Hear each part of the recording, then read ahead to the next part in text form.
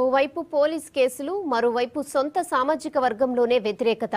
ఇది ప్రస్తుతం హార్దిక్ పటేల్ పరిస్థితి. షార్ట్ టైంలో లీడర్గా మారిపోయిన హార్దిక్కు ఎదురు దెబ్బలు మొదలయ్యాయి. మరోవైపు తన పోరాటానికి రాజకీయ మద్దతు కూడగట్టే ప్రయత్నం చేస్తున్నారు హార్దిక్. తన సామాజిక వర్గ ఎమ్మెల్యేలతో ఇవాళ భేటీ అవుతున్నారు.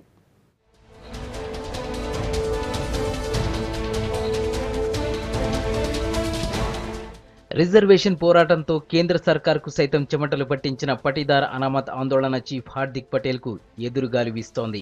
ఇప్పటి వరకు ఆయనకు సహకరించిన వారే ఇప్పుడు ఎదురు తిరుగుతున్నారు. అక్రమంగా క్యాంపస్లోకి ప్రవేశించి దురుసుగా ప్రవర్తించాలని ఉమియా విద్యాసంస్థ మేనేజర్ పోలీసులకు ఫిర్యాదు చేశారు. ఉమియా క్యాంపస్ పటేళ్ల ట్రస్ట్ ఆధ్వర్యంలోనే నడుస్తోంది. మేనేజర్ మనుప్రసాద్ కంప్లైంట్తో హార్దిక్పై దోపిడీకి పాల్పడటం, అల్లర్లు సృష్టించడం, విధ్వంసానికి పాల్పడటంతో పాటు నేరపూరితంగా వ్యవహరించారని ఐపీసీ 384, 147, 427, 447 సెక్షన్ల కింద కేసులు నమోదు చేశారు.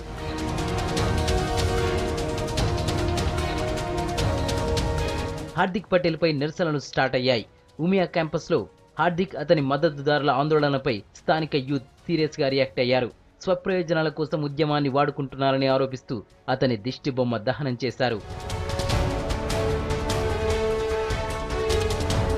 మరోవైపు తన ఉద్యమానికి రాజకీయ మద్దతు కూడగట్టే పనిలో బిజీగా ఉన్నారు హార్దిక్ పటేల్. ముఖ్యంగా తన సామాజిక వర్గానికి చెందిన నేతలపైనే ఒత్తిడి పెంచే ప్రయత్నం చేస్తున్నారు. సీఎం ఆనందీబెన్తో పాటు స్టేట్ అసెంబ్లీలో 35 మందికి పైగా పటేల్స్ ఎమ్మెల్యేలున్నారు. దీంతో వారి నిర్ణయం ఏంటనేది తెలుసుకునే ప్రయత్నం చేస్తున్నారు.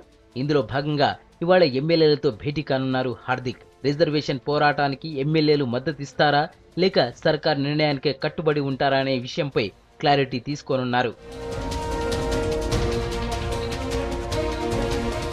హార్దిక్ పొలిటికల్ మీటింగ్స్ ఇప్పుడు స్టేట్లో హాట్ టాపిక్ గా మారాయి. ఓవైపు పోలీస్ కేసు, మరోవైపు హార్దిక్ కు వ్యతిరేకంగా యూత్ ఆందోళనలు చేస్తుండటంతో ఇష్యూ మరోసారి ఇంట్రెస్టింగ్ గా మారింది.